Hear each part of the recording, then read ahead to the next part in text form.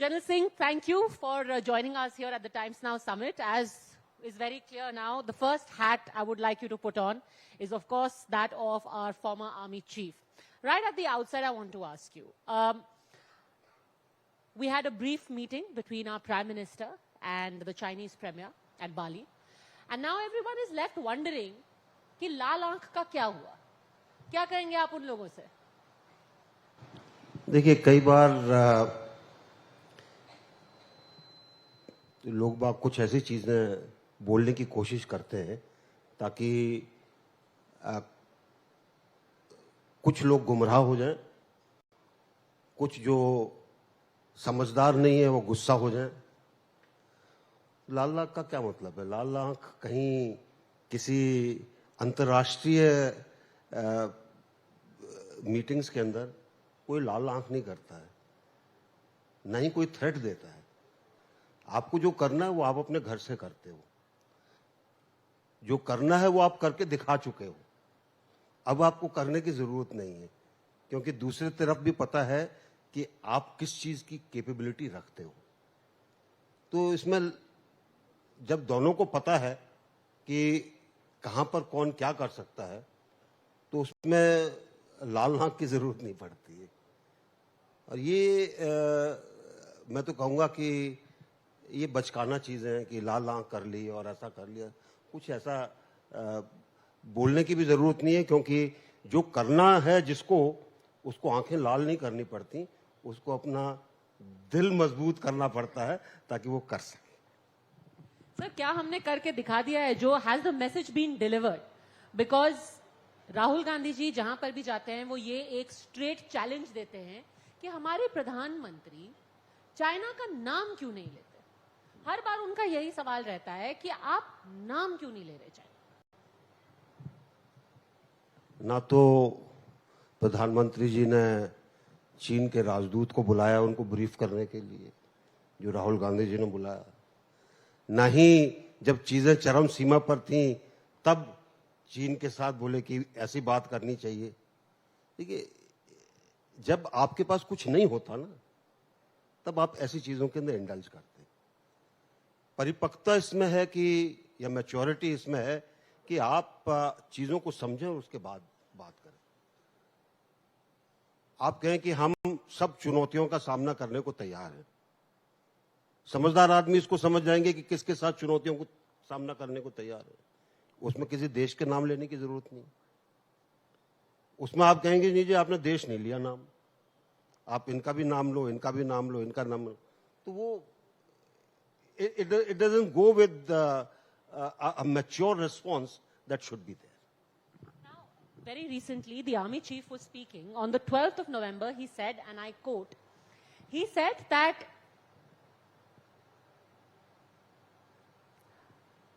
peace and tranquility on the LAC is the only key to restoring bilateral relations. That's what our External Affairs Minister had said.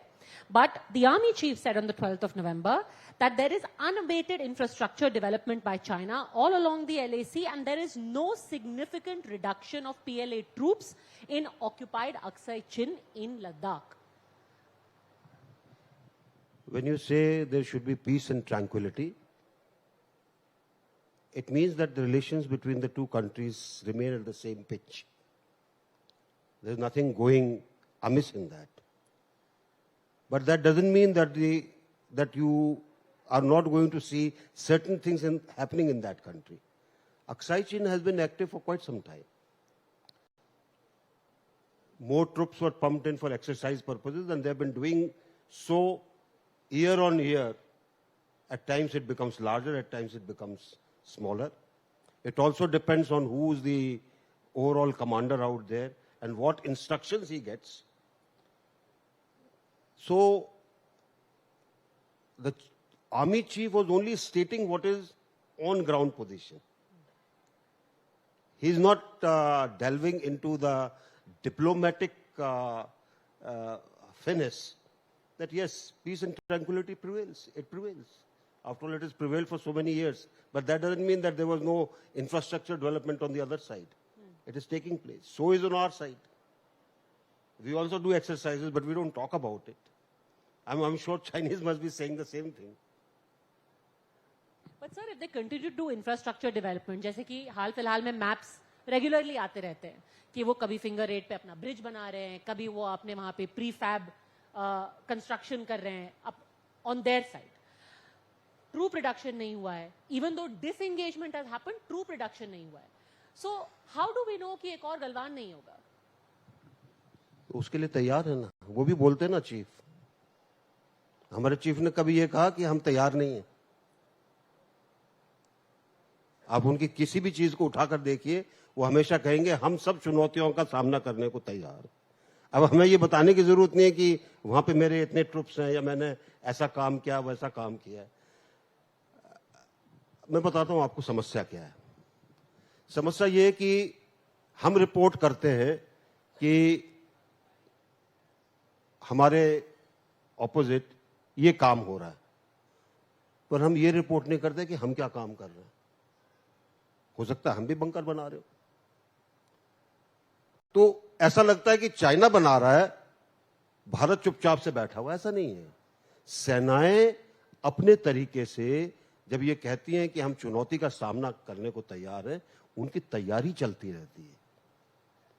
However, peace and tranquility will prevail. Peace and tranquility, the border agreement was signed long time back. There's been no war. After the peace and tranquility has not been disturbed except for short things that have happened, where transgression took place because of certain reasons and certain thinking on the other side. And in that there was certain action from our side. So I don't think it's a issue where there's a dichotomy between what the external affairs minister was saying and what the chief is saying. हम जब अपना गलवान की बात करते हैं या फिर LAC की बात करते हैं, हम कहते हैं कि we have return to status quo, both the forces have withdrawn. But यहाँ कैच ये है कि ये कहा जाता है पहले हम लोग फिंगर 4 से फिंगर 8 तक पेट्रोलिंग करते थे, अब हम फिंगर 8 पे बैठते हैं, यानी कि we have actually given up that claim. तो ये तो हमने सीड कर दिया ना. नहीं, देखिए, उस इलाके के अंदर स्थिति अलग अलग साल के अंदर अलग अलग तरीके से चली है. एक समय था जबकि उस इलाके को आईटीबीपी देखता था, एक समय था उससे पहले आर्मी देखती, तो उसके बाद फिर आर्मी देखने लगी. अलग अलग जगह का अलग अलग जब परसेप्शन होता है और आप चाहते हैं कि अभी इसके ऊपर कोई ऐसी चीज नहीं होनी चाहिए जिससे कि आप ओवरऑल जो आपका एम है वो डिस्टर्ब हो, तो आप कहते हैं ठीक है आप यहां से चले जाइए, आप भी नहीं आएंगे मैं भी नहीं आऊंगा. इसका मतलब ये नहीं कि आपने छोड़ दिया वो इलाका. बहुत से इलाके हमारे ऐसे हैं जिसके अंदर चीन कहता है कि मैकमोहन लाइन यहां पर है, हम कहते हैं यहां पर नहीं यहां पर है. दोनों के बीच में गैप है, वो भी उसमें बहुत ज्यादातर इलाकों के अंदर वो नहीं आते हैं. कुछ इलाके ऐसे हैं जो शुरू से विवादित रहे, जिनको हम सेंसिटिव एरियाज बोलते हैं. तो दोनों तरफ से कोशिश ये की जाती है कि विवादित सेंसिटिव इलाके जो हैं वो ज्यादा ना बढ़े, वहीं तक सीमित रहे जहां पर वो है. चीन भी अपनी तरफ से कोशिश करता है, हम भी अपनी तरफ से कोशिश करते हैं. जहां पर इसके अंदर कोई भेद आता है तो उसके बाद आपने देखा कि गलवान में क्या हुआ. और गलवान एक ऐसा मैं कहूंगा कि मापदंड रखा गया है कि देखिए यहां तक तो ठीक है, इसके आगे अगर आप आए तो आपको दिक्कत होगी. So, how is one to understand this for a lay person? Have we done a tactical retreat from finger 4? We have done no retreat from anywhere. But we don't control that area, sir. We have done no retreat. We are temporarily not patrolling a particular area because the Chinese are also not coming into that area. Earlier, we had to show our force into a particular area so that the Chinese don't come into that area. So that is what it is. There is nothing which is amiss. Sir, when we're talking about India's military might, now we are fighting a very different kind of war. In Kashmir, it is one kind of low-intensity warfare, counterinsurgency. In our China border, it's quite another thing altogether, high altitude, etc. A very ambitious project that was launched and is still in the works is, of course, the theaterization. What do you make of this entire concept and the project and the aims that it hopes to achieve? देखिए, भारत जैसा देश जिसके अंदर अलग अलग तरह की परिस्थितियां, अलग अलग तरह की टेरेन है,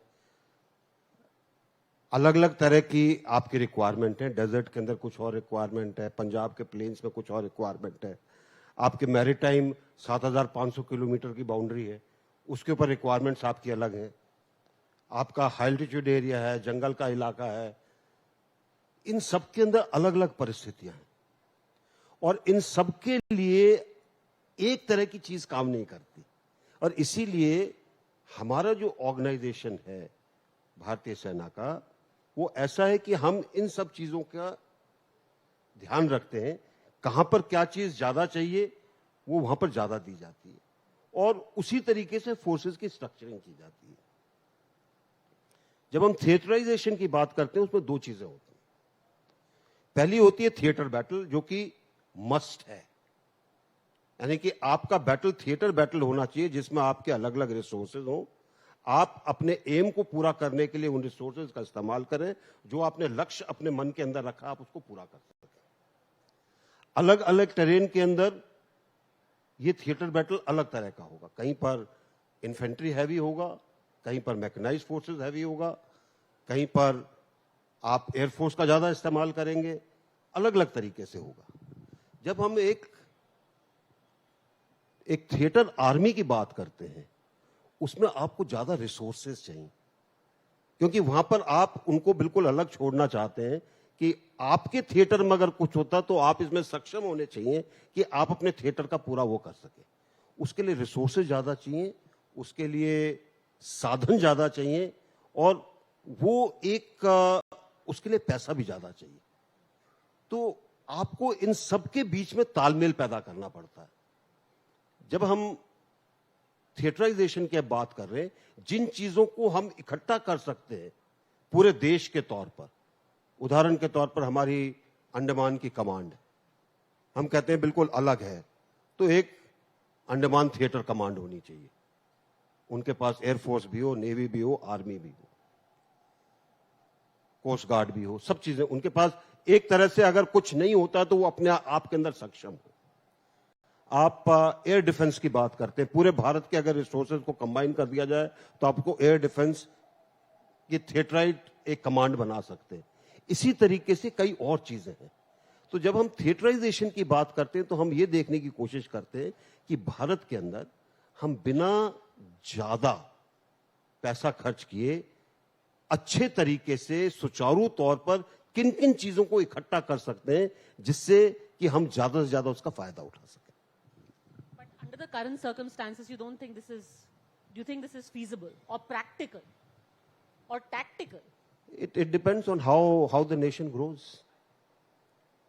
After all, where did we get these theater armies? Theater armies started long time back.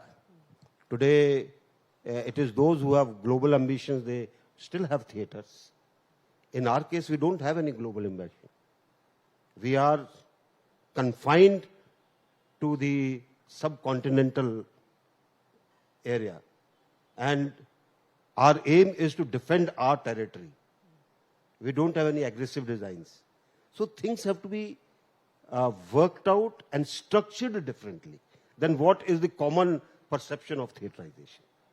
Talking of reforms, Agniveer is a very radical change that has been brought about.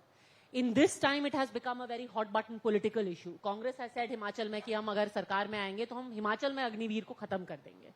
What do you make of this change that has been brought about and whether, because again, the criticism is कि इससे आपकी overall efficiency plus motivation कम हो जाएगा. मेरे ख्याल से ज्यादातर लोग जो इसके बारे में बात करते हैं या तो फौज में रहे नहीं है या उनका फौज से कोई ताल्लुक नहीं रहा। और ये मैं इसलिए कह रहा हूं कि एफिशिएंसी कम हो जाएगी, मोटिवेशन कम हो जाएगी, ऐसा कुछ नहीं है। सिलेक्शन का सिस्टम वही है, रॉ मटेरियल वो ही है, उसकी ट्रेनिंग भी वही है, सिर्फ एक टाइम पीरियड को आपने कम करने की कोशिश की है। कई कारण है उसके। आप चाहते हैं कि आपका ये जो 4, 5, 6 साल का जिसमें ज्यादा फिजिकल मशक्कत करनी पड़ती है, ये बिल्कुल यंग होना चाहिए। क्योंकि जब स्टैग्नेशन होता है प्रमोशंस के कारण या दूसरे कारण से, तो इस एरिया के अंदर फर्क पड़ता है। तो इसको उस निगाह से अगर देखा जाए तो कोई इसमें कमी नहीं पाई जाएगी। दूसरी चीज है, स्कीम आई है, पहला बैच अभी गया है, इनके थोड़े दांत उगने दीजिए, इनको थोड़ा तैयार होने दीजिए। 4 साल के बाद इनकी क्या एफिशिएंसी होगी उसके बाद देखेंगे। अभी तक बिल्कुल ठीक है, कोई दिक्कत नहीं। आपने बल्कि एक चीज की और उनके मोटिवेशन के लिए अच्छी चीज की है कि आप जब जाएंगे तो आपको पैरामिलिट्री फोर्सेस में, आपको पुलिस फोर्सेस में, आपको असम राइफल में, आपको डिफेंस पीएसयूज में, पैरामिलिट्री फोर्सेस में, सब जगह आपको लिया जाएगा। और ये अगर आप देखें, सेनाओं की बहुत पुरानी डिमांड है कि लैटरल ट्रांसफर होना चाहिए ताकि हम एक यंग प्रोफाइल को मेंटेन कर सकें। राहुल जी ने बोला कि देखिए, जब चाइना के सामने हमारे जवान खड़े होंगे, चाइना के लोग 10-10 साल तक ट्रेनिंग लेते हैं, हम 6 महीने में उनको निकाल करके हाफ प्रिपेयर्ड, इल प्रिपेयर्ड बैटल में भेज देंगे, लाइक कैनन फॉडर। 6 महीने क्यों कर दी ट्रेनिंग? मुझे नहीं पता कि राहुल जी ने चीन की सेना में भी नौकरी की है। Seriously, China has got conscript army. Everybody has to serve for 4 years. तो 10 साल की कहां से उनकी ट्रेनिंग हो गई? अब हम बिना समझे, बिना जाने कोई चीज बोल देते हैं तो वो फिर उसके बाद कद बहुत छोटा हो जाता है। आपकी बात कोई सीरियसली नहीं लेता है, इसीलिए उनकी बात को कोई सीरियसली नहीं लेता। देखिए, जो बेसिक जो ट्रेनिंग है, जो हम रिक्रूट जो अपना तैयार करते हैं, आज की तारीख में हम 8 या 9 महीने में तैयार करते हैं। लेकिन ये उसको सिर्फ फौज के लिए तैयार करती है, जो 6 महीने में भी आप कर सकते हैं। थोड़ा उसको ज्यादा काम करना पड़ेगा। बाकी जो ट्रेनिंग है वो ऑन द जॉब ट्रेनिंग होती है, चाहे वो 1 साल की रिक्रूटमेंट ट्रेनिंग करके आए या 6 महीने की ट्रेनिंग करके आए, उसकी ऑन द जॉब ट्रेनिंग जिस यूनिट में जाएगा उसमें होगी। उसकी सक्षमता, उसकी प्रेरणा, उसकी एफिशिएंसी तब आती है। और मैं जो जितने लोग ये कहते हैं ना जी कि प्रेरणा कम हो जाएगी, एफिशिएंसी कम हो जाएगी, उनसे पूछना चाहता हूं, 1962 के समय इमरजेंसी कमीशन नाम की एक चीज चली। ऑफिसर्स कमीशन हुए, किसी की 3 महीने की ट्रेनिंग थी, किसी की 6 महीने की ट्रेनिंग थी। उनके अंदर कोई कमी आई क्या? अपना दिल टटोल के पूछिएगा। They fought as well as anybody else who had more training. Similarly 65 के बाद हमने शॉर्ट सर्विस कमीशन शुरू किया। 9 महीने की ट्रेनिंग होती थी ऑफिसर की। क्या उनके अंदर कमी आई? नहीं आई। They performed equally well in all the active hostility situations and 71 war. A lot of people went out of the army, but a lot of people stayed back in the army. और एक चीज जो इसमें मैं और add करना चाहूंगा, जो हमारे शॉर्ट सर्विस के जो ऑफिसर थे, उनके लिए एक हम सिलेक्शन बोर्ड करते थे 5 साल के बाद। और आपको अचंबा होगा जानकर कि इनटेक जो हमारा था सिलेक्शन के बाद सिर्फ 2% था। सिर्फ हम 2% लोगों को रिटेन करते थे। अब तो हम 4 साल के बाद 25% को रिटेन करने को तैयार है। तो कोई ऐसी, देखिए, ये सब चीजें कई चीजों के ऊपर नहीं जाना चाहिए। इनके प्रमाण मौजूद हैं, काम मौजूद है। और आखिरी चीज मैं ये कहूंगा कि जो एक बार सेना में आ जाता है, जिस भी यूनिट में जाता है, वो उतना ही सक्षम है जितना कितनी भी ट्रेनिंग पाया हुआ जवान होगा। एक पॉलिटिकली नहीं, थोड़ा सा हमेशा टची इशू रहा है, लोग पब्लिकली इसके बारे में बात नहीं करते, बट अंदर अंदर जो विमेन की एंट्री थी आर्म्ड फोर्सेस में, इट हैज ऑलवेज बीन, लोग दबी आवाज में बोलते हैं कि ये क्या है, how can women be there, हमारा सोसाइटी अलग है, हमारी कंडीशंस अलग हैं, फॉरवर्ड पोस्ट पे कैसे रहेंगी औरतें, अब तो अग्निवीर भी बन रही हैं महिलाएं। Has India changed, has the army changed, और is this being thrust on them? नहीं, देखिए, दो तीन चीज सोचने की जरूरत है। There are biological differences, nobody can deny that. आज आप मेरे ख्याल से आज से 6-7 महीने पहले एक अमेरिकन लेडी ऑफिसर का वीडियो वायरल हुआ था, मैरीन्स में थी, वेरी टफ, और उसने सिर्फ एंड के अंदर यही कहा, I loved what I did but I think I was wrong.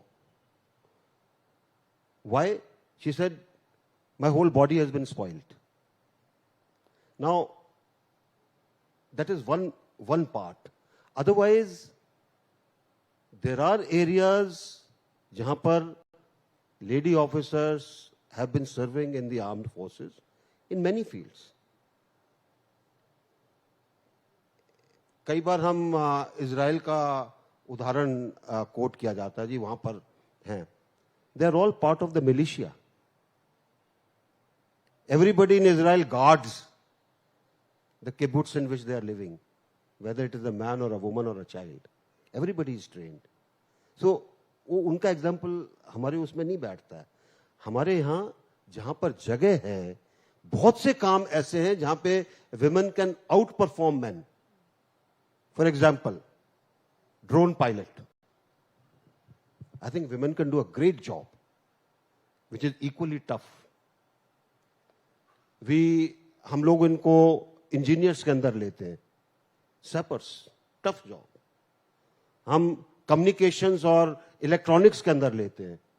In any case हर साल रिजल्ट्स के अंदर अखबार यही दिखाता है, विमेन आउट स्मार्ट मैन और boys where the education and academics are concerned, they do very well. No, there are fields where they can do well, and there are areas where we have to go slow till the things change. Post के ऊपर दिक्कत है। आप post पे जब रखते हैं, दिक्कत है, प्रॉब्लम है, वो प्रैक्टिकल है। तो जो लोग कहते हैं कि जी हाँ पोस्ट के ऊपर रहने में दिक्कत है, उसके लिए रास्ता निकालने में भी कठिनाई आती है। जगह नहीं है वहां पर आजकल पोस्ट में कहीं पर यहां पे आप स्पेशल फैसिलिटीज क्रिएट कर सके। सब लोग मिक्स्ड हैं, जवान और ऑफिसर। ये नहीं कि लेडी ऑफिसर वहां पे नहीं रह सकती है। दूसरी चीज है, जहां जहां दुनिया के अंदर विमेन का इंडक्शन हुआ, वो दोनों जगह हुआ, जवान के लेवल पर भी हुआ, ऑफिसर के लेवल पर हुआ। हमने भी शुरुआत की है, मिलिट्री पुलिस के अंदर हमने लेडीज को लिया है जवान के तौर पर। जब तक ये नहीं आएगा, आप इसके अंदर थोड़ी सी कठिनाई आएगी। ये नहीं है कि लेना नहीं है, लेकिन इन कठिनाइयों को दूर करके लेना है। एकदम से जब चेंज आता है, तो किसी भी चेंज के अंदर लोगों को संतुष्टि नहीं होती। वो चेंज को जब आप धीरे धीरे करते हैं, तो संतुष्टि जल्दी होती है। पर बीएसएफ में भी तो महिलाएं बॉर्डर पे रहती हैं। बीएसएफ में आप जाकर देखेंगे कि जिस बॉर्डर पे वो रहते हैं, बहुत आसान बॉर्डर है। वो जो आप उनके फोटो में देखते हैं, कुछ और देखते हैं, आसान बॉर्डर है। आप हमारी पोस्टों पे रहकर देखिए, कभी आपकी देखभाल करेंगे, they will give you the best facilities, पर एक्चुअली वहां पे नहीं है। जब आपको एक खुली बंकर के अंदर ही रहना है, मुश्किल है। वो ये नहीं है कि हम दिल्ली में एक अलग उनके लिए फैसिलिटी क्रिएट कर दें। बंकर पे नहीं है, वहां पे जगह नहीं है। सब कुछ ऐसा भरा हुआ है कि मुसीबत आती है।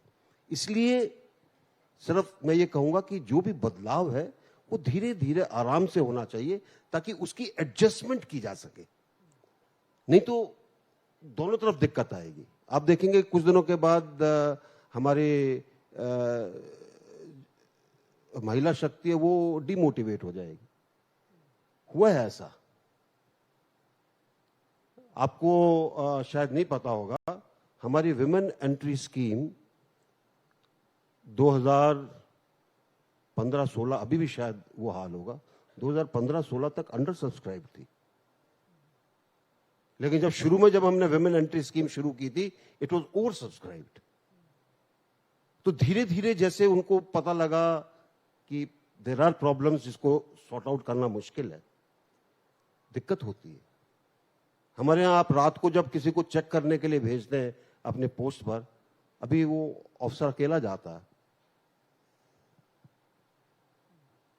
आप किसी को अकेला भेजेंगे चेक करने के लिए तो सोचना पड़ता है 4 बार। फिर आप कहते हैं नहीं इनको नहीं भेजेंगे, इनको दिन में ड्यूटी करने दो, ऑफिसर को ही भेज देते हैं। फिर मनमुटाव होना शुरू होता है। वो यंग ऑफिसर कहता है भाई मुझे ही रात को हर रोज क्यों भेजते हो। तो ये कई चीजें ऐसी हैं जो कि सामाजिक तौर पर और वास्तविकता, ग्राउंड की वास्तविकता को देखते हुए इनका बदलाव जो है वो थोड़ा उसका पेस स्लो होना चाहिए ताकि वो धीरे धीरे उसकी जो प्रॉब्लम्स है उसको सॉर्ट आउट किया जा सके। Reforms perhaps best managed when they are gradual. Now, looking at the larger picture, sir, if we see what's happening between Russia and Ukraine, most people thought this would be, and of course you personally were involved in Operation Ganga, you've seen it at close quarters, what was happening there. Most people thought it would be an in and out, maybe a matter of months. Clearly, Russia got into something that they hadn't anticipated. What are the lessons that India and the Indian army need to take away from there? Situation अलग है। कई lessons हैं जो मुझे लगता है कि हमारी फौजों ने वो लिए होंगे और वो लेने चाहिए। जहां टेक्नोलॉजी का मामला है, जहां पर ग्राउंड सिचुएशन है, सेम स्टॉक ऑफ पीपल, ये वही स्टॉक है जो कि लेनिनग्राद और स्टालिनग्राद के अंदर सालों तक लड़ता रहा। सेम स्टॉक, कोई फर्क नहीं है। ऐसे उसके अंदर जब आप अगर ये सोचें कि आपकी जल्दी एकदम से विक्ट्री हो जाएगी तो वो सोच ही गलत है। हमको ये नहीं पता कि रूस करना क्या चाहता था। शुरू में अगर आपने देखा होगा, पहले एक तरफ को आया, फिर दूसरी तरफ को गया, फिर कुछ और उसने सोचा। क्या उसकी गेम प्लान है किसी को नहीं पता। और उसको अगर हम यही सोच के सिंपल टर्म्स में सोचेंगे कि शायद उसकी गेम प्लान ये थी, तो हम उसका विश्लेषण ठीक नहीं कर पाएंगे। जहां तक इक्विपमेंट का यूज है, रशियन सेना का इक्विपमेंट यूज अखरता है। लगता है जैसे कि उनको ये शायद वो सोच रहे थे कि सब कुछ बहुत बढ़िया हो रहा है, हमें कुछ लड़ने की जरूरत नहीं पड़ेगी। हो सकता है ऐसा उनकी मानसिकता हो, लेकिन जब लड़ाई हुई तो उनको दिक्कत आई। दूसरी तरफ जब कोई भी अपने देश की हिफाजत के लिए लड़ता है, उसकी मोटिवेशन अलग होती है और इस चीज को फैक्टर करना पड़ता है। और तीसरी चीज है, अगर जो लड़ाई के अंदर जा रहा है सिपाही, अगर उसको ये नहीं पता कि वो किस चीज के लिए लड़ रहा है, उसकी मोटिवेशन कम होगी। तो लेसन बहुत है और मुझे मैं कहूंगा कि पूरा विश्वास है कि हमारी सेनाओं ने सब कुछ देखा है। बहुत सी चीजें हैं जिसके अंदर लेसन लेने की जरूरत है, बहुत सी चीजें हैं जिनको वैलिडेट करने की जरूरत है। क्या ये वाकई में ऐसे हो सकता है, या जो हम देख रहे थे वो सिर्फ उन्हीं सेनाओं के अंदर ये ताल्लुक रखता है। और एक चीज को मैं बहुत विश्वास के साथ कहता हूं, हमारे जवान की मोटिवेशन पूरी दुनिया में आपको कहीं नहीं मिलेगी, पूरी दुनिया में। बहुत विश्वास के साथ कह रहा हूं, क्योंकि बहुत कई देशों के अंदर मैं गया हूं, कई उन लोगों से बात की है, वहां पर 2 महीने के काउंटर इंसर्जेंसी ऑपरेशन के बाद आदमी कहता है मुझे घर भेज दो। हमारे यहां 3 साल तक जवान रहता, कभी नहीं कहता कि घर भेज दो, चौथे साल के लिए भी वॉलंटियर करके आता है। Without a doubt, it's been said often that if there's the one thing that the Indian Army carries with it is sheer motivation. And sir, because we're on the topic of Ukraine, ये बात बार-बार उठाई जाती है और इस पे 2 पक्ष आते हैं, आज तक क्लैरिटी नहीं हुई है। ये कहा गया था कि 4 घंटे के लिए the war was halted to evacuate our citizens from Ukraine. MEA ने ऑफिशियली डिनाई कर दिया, उन्होंने कहा we can not validate that there was any halting of और there was any cessation of hostilities. What happened? You were there, you were in Poland, क्या हुआ? क्या 4 घंटे के लिए युद्ध रुका? देखिए, कई बार कई चीजों को साफ तौर पे इसलिए नहीं बोला जाता कि उसके कुछ दूसरे इम्प्लीकेशंस होते हैं इंटरनेशनल लेवल पर मैं एक चीज को बहुत साफ तरीके से कह सकता हूं कि हमको अपने लोगों को इवैक्यूएट करने के अंदर दोनों तरफ से मदद मिली। हमको खासकर जो हमारे लोग फंसे हुए थे पूरे पूर्व की तरफ, खारकोव के अंदर और दूसरी जगह, उनको निकालने के लिए हमको पूरी मदद मिली। अब वो रुका कि नहीं रुका वो एक बात दूसरी है, लेकिन आपको मदद मिली। उस समय हमारे लोगों पर किसी ने अटैक नहीं किया। हमको ट्रेन भी लेने के अंदर आसानी आई, हमारे ट्रेन के ऊपर भी कोई अटैक नहीं हुआ। अब आप इसका निष्कर्ष निकाल सकते हैं कि क्या होगा। आखिरी सवाल आपसे पूछूंगी कि जब हमारी पोजीशन विज़-वी रशिया एंड यूक्रेन लोग एनालाइज करते हैं, सम वाइज पीपल से कि हम इतने ओवर डिपेंडेंट है रशिया पे कि out of fear of losing our defence acquisitions etcetera हम पोजीशन ले नहीं पाए and this is profiteering from pain of Ukrainians. जो लोग ऐसा कहते हैं उनको ना तो हमारे यूक्रेन के साथ के रिश्तों को पता है, ना ही उनको हमारे रशिया के साथ के रिश्तों को पता है। हमारे रिश्ते दोनों देशों के साथ बहुत अच्छे हैं, इसीलिए हमारे इतने स्टूडेंट्स वहां पर गए अगर रिश्ते अच्छे नहीं होते तो, और इसीलिए हमारे 22,000 से ज्यादा बच्चे सुरक्षित लौट कर आए, क्योंकि हमारे रिश्ते अच्छे थे। इसी तरीके से रशिया के साथ हमारे रिश्ते अच्छे हैं।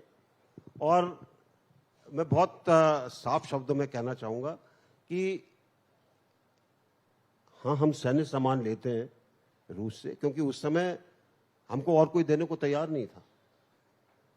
उनकी टेक्नोलॉजी भी आई हमारे पास, लेकिन इसका मतलब ये नहीं है कि हम पूरे तरीके से किसी एक देश पे दुनिया में डिपेंडेंट हैं। हम कुछ सामान अपना खुद बनाते हैं, कुछ टेक्नोलॉजी बाहर की है, लेकिन आज हम उस स्थिति में हैं कि हम अपने दोनों पैरों पर खड़े हैं, अपना काम खुद कर सकते हैं। Thank you very much, General V.K. Singh. Always one to not pull any punches. Once a soldier, always a soldier. Pleasure talking to you, sir. Thank you.